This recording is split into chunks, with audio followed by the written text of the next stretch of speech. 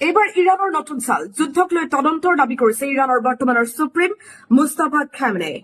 আন্তঃৰাষ্ট্ৰীয় আদালতৰ আওতালৈ আনিব বিচাৰিছে যুদ্ধৰ বিষয়টো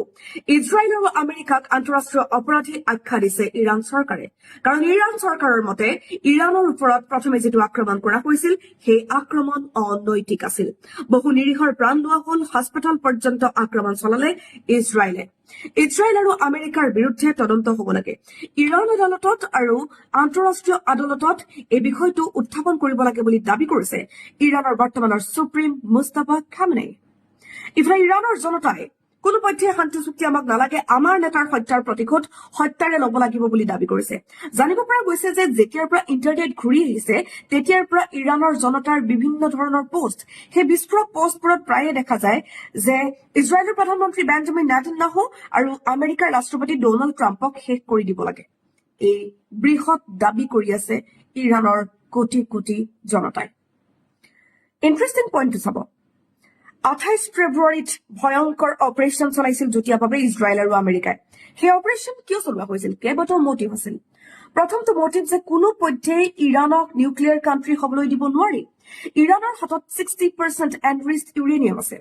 আৰু এই ইউৰেনিয়ামৰ সহায়ত নিউক্লিয়াৰ প্ৰগ্ৰাম অব্যাহত ৰাখিছে নেকি ইৰাণে এই বিষয়টোক লৈ প্ৰায় হস্তক্ষেপ কৰি আছিল ইজৰাইল আৰু আমেৰিকাই আমেৰিকাৰ ৰাষ্ট্ৰপতি ডোনাল্ড ট্ৰাম্পে সংবাদ মাধ্যমৰ সন্মুখত বা পোনপটীয়াকৈ ইৰাণক বহু ভাবুকি দিছিল আক্ৰমণ কৰি দিম আৰু 28 ফেব্ৰুৱাৰীত সেই ভয়ংকৰ আক্ৰমণটো কৰি দিয়া হৈছিল যিটো আক্ৰমণত প্ৰাণ গৈছিল ইৰাণৰ পূৰ্বৰ সুপ্ৰিম আয়াতুল্লাহ আলী খামেনেইৰ গোটেই পৰিয়ালটো ধ্বংস হৈ গ'ল শেষ হৈ গ'ল থাকি গৈছিল আয়াতুল্লাহ আলী খামেনেইৰ দ্বিতীয় পুত্ৰ মুস্তাফা বৰ্তমানলৈকে শক্তিশালী ৰূপত থিয় হৈ আছে আয়াতুল্লাহ আলী খামেনেইৰ মৃত্যুৰ পাছত ইৰাণক বশ কৰিব পৰা যাব বুলি ভাবিছিল ডোনাল্ড ট্ৰাম্পে কিন্তু তাৰ পাছত যে 40 দিন নন ষ্টপ ইৰাণে এনেকৈ যুদ্ধ কৰিলে ট্ৰাম্প হতচকিত এতিয়া ইৰাণক নহয় যুদ্ধ কৰিবলৈ ধনৰ অভাৱ হৈছে আমেৰিকাক পুঁজিৰ প্ৰয়োজন হৈছে শেহতীয়াকৈ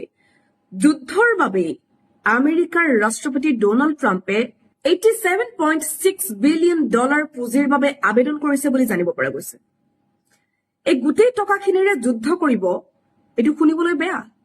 বা সেই টকা নাপাবও পাৰে সেইবাবে আমেৰিকাৰ ৰাষ্ট্ৰপতি ডোনাল্ড ট্ৰাম্পে কি কৰিছে সেই পুঁজি ক'ত খৰচ কৰিব ডিটেইলছ দিছে যে কৃষকৰ বাবে পুঁজি আছে তাত ইবোলাত সংক্ৰমিত যিসকল আছে তেওঁলোকৰ বাবে পুঁজি আছে ইত্যাদি কিন্তু জানিব পৰা গৈছে যে এই পুঁজিৰ সিংহভাগ ডোনাল্ড ট্ৰাম্পে কেৱল যুদ্ধৰ বাবে খৰচ কৰিব গোলাবাৰুদ কিনিবৰ বাবে খৰচ কৰিব ইৰাণক নিউক্লিয়াৰ কাণ্ট্ৰি হ'বলৈ নিদিও কেনেকৈ সাপ্ৰেছ কৰিব পাৰি তাৰ বাবে খৰচ কৰিব বিশেষ সূত্ৰৰ তথ্যৰ ভিত্তিত শেহতীয়াকৈ যেটো বিশেষ শান্তি চুক্তিক লৈ আলোচনা হৈছিল ছুইজাৰলেণ্ডত 18 জুনৰ দিনা যে বিশেষ শান্তি চুক্তিৰ সাইন হৈ আছিল সেই দিনও ইজৰাইলৰ প্ৰধানমন্ত্ৰী বেঞ্জামিন নেতান্যাহু আৰু আমেৰিকাৰ ৰাষ্ট্ৰপতি ডোনাল্ড ট্ৰাম্পৰ মাজত মতানৈক্য হৈছিল প্ৰায় মতানৈক্য হৈ আছিল যে শান্তি চুক্তিৰ বাবে মই সাজু নহয় ইৰাণক আৰু অলপ বিধ্বস্ত কৰিব লাগে বুলি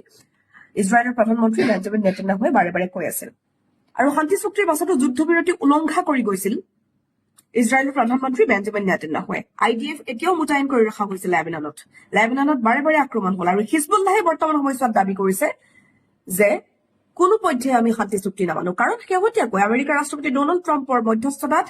লেবানন আৰু ইজৰাইলৰ মাজত শান্তি চুক্তিৰ আলোচনা চলিছে কিন্তু শান্তি চুক্তি নালাগে বুলি ভাবুকি দিছে হিজবুল্লাহে সমান্তৰালকৈ তেহৰাণত বিশেষ ৰেলী সাধাৰণ জনতাই কৈছে যে কোনো পধ্যে আমি শান্তি চুক্তি নামানো আমাৰ নেতাৰ হত্যাৰ প্ৰতিশোধ হত্যাৰে ল'ব লাগিব জানিব পৰা গৈছে যে যেতিয়াৰ পৰা ইণ্টাৰনেট ঘূৰি আহিছে তেতিয়াৰ পৰা বহু বিস্ফোৰক পোষ্ট দেখা পোৱা গৈছে ইৰাণৰ জনতাৰ মাজত ইৰাণৰ জনতাই কৈছে যে যুদ্ধ আমেৰিকা ইজৰাইলে আৰম্ভ কৰিছিল সেই ইৰাণৰ তৰফৰ পৰা হ'ব লাগে ইৰাণে দেখুৱাই দিব লাগে ইৰাণে উত্তৰ দিব লাগে ইত্যাদি বৰ্তমান সময়ছোৱালৈকে সকলো হতভম্ব হৈ আছে যে বাৰে শান্তি চুক্তি উলংঘা হৈ আছে বাৰে যুদ্ধবিৰতি উলংঘা হৈ আছে কোন দিশে মধ্যপ্ৰাচ্যৰ এই সংঘাত যিমান দীঘলীয়া হয় সিমানেই কিন্তু আমাৰ সকলোৰে বাবে ট্ৰাফৰ বিষয়